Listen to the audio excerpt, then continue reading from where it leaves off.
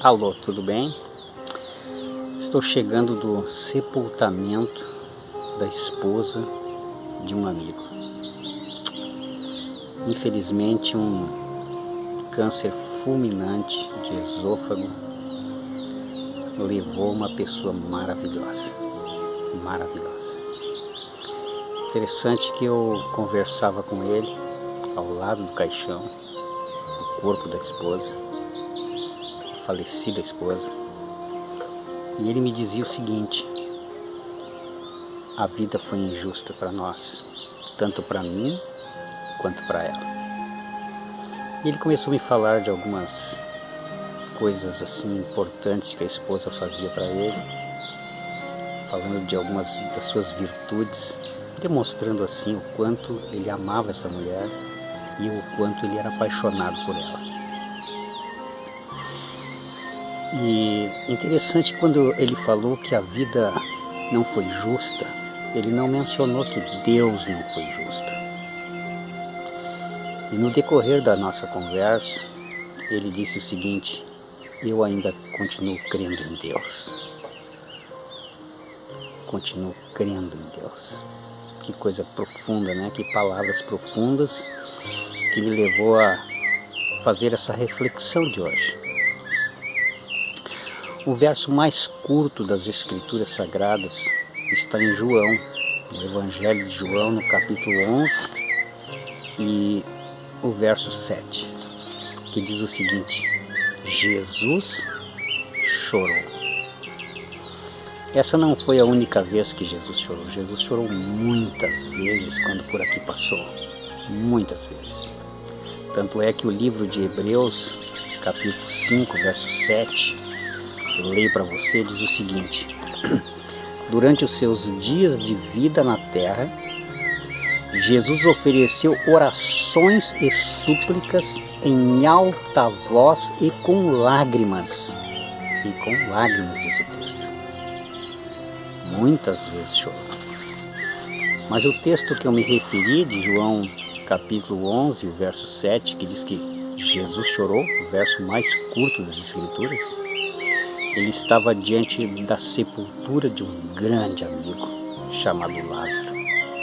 Estava ali nas imediações da sepultura.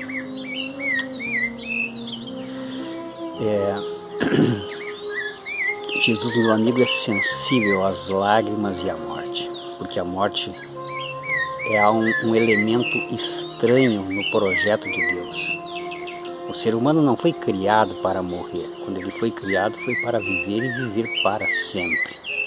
Mas houve uma obstrução no projeto de Deus na vida das pessoas, chamado pecado.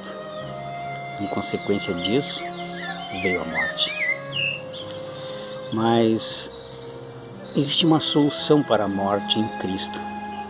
Porque quando Jesus estava ali diante da sepultura de Lázaro, quando ele chorou, diz que Jesus chorou, o texto bíblico lá nos seus originais, lá no grego, dá a entender que Jesus explodiu em lágrimas. E as lágrimas dele foram tão efusivas, tão fortes, que os judeus que ali estavam naquele sepultamento, naquele velório, na verdade, ele já tinha sido sepultado, Lázaro, e os velórios naqueles dias duravam pelo menos 7 dias, né? Mesmo depois de morto, enterrado, o choro continuava mais alguns dias ainda. Então, aqueles judeus que ali estavam disseram, quando ouviram a explosão de lágrimas de Cristo, disseram: puxa, como ele o amava, como ele o amava. Inclusive o verso 38, mais embaixo um pouco, diz o seguinte: outra vez Jesus moveu-se no íntimo, quer dizer, chorou novamente, e perguntou aonde o puseram. Aonde o puseram? Então, meu amigo, na conversação de Jesus com a irmã de Lázaro, ele foi muito claro a ela, dizendo: aquele que crê em mim, ainda que morra, viverá. Aquele que crê em mim, como diz as Escrituras, passou da morte para a vida. Então, Jesus, ele pregou e ensinou a ressurreição dos mortos. E assim como ele ressuscitou, todos que têm um caráter limpo e que se entrega a ele, um dia também sairão redivivos da sepultura para uma vida eterna. E essa é uma crença de todo cristão, seja ele católico, seja ele protestante.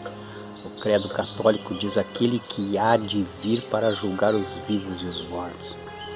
E esta ressurreição então ocorrerá quando o Mestre retornar a esse planeta, retornar a este mundo novamente.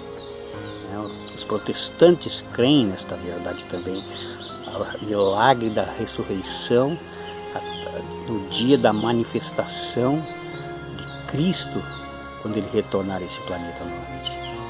É verdade que alguns cristãos não creem nisso, mas é um grupo reduzido, e eu estou incluído entre aqueles que creem que quando Jesus retornar a esse mundo, aqueles que morreram em Cristo ressuscitarão. O apóstolo São Paulo, inclusive, em um de seus livros, ele, de maneira clara, ele diz, consolai-vos uns aos outros com estas palavras, as palavras da ressurreição. Ele chega a dizer: não vos entristeçais como aqueles que não têm esperança, porque se Cristo morreu e ressuscitou, nós também ressuscitaremos com Ele na sua volta. Eu quero concluir essa reflexão contando a seguinte história.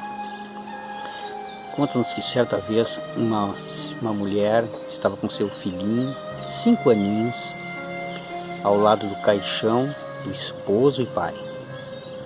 E a criança olhava para a mãe e dizia: mamãe, acorda o papai. Eu quero brincar com o papai. Por favor, mamãe, acorda o papai. E a mãe, tentando responder de uma maneira que a criança entendesse, disse para ele: filho, quando Jesus voltar, quando o mestre regressar, ele vai acordar o papai.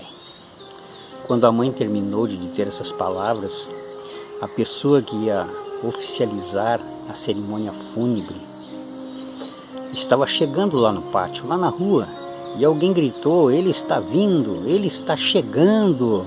E a criança ouviu aquelas palavras: ele está vindo, ele está chegando.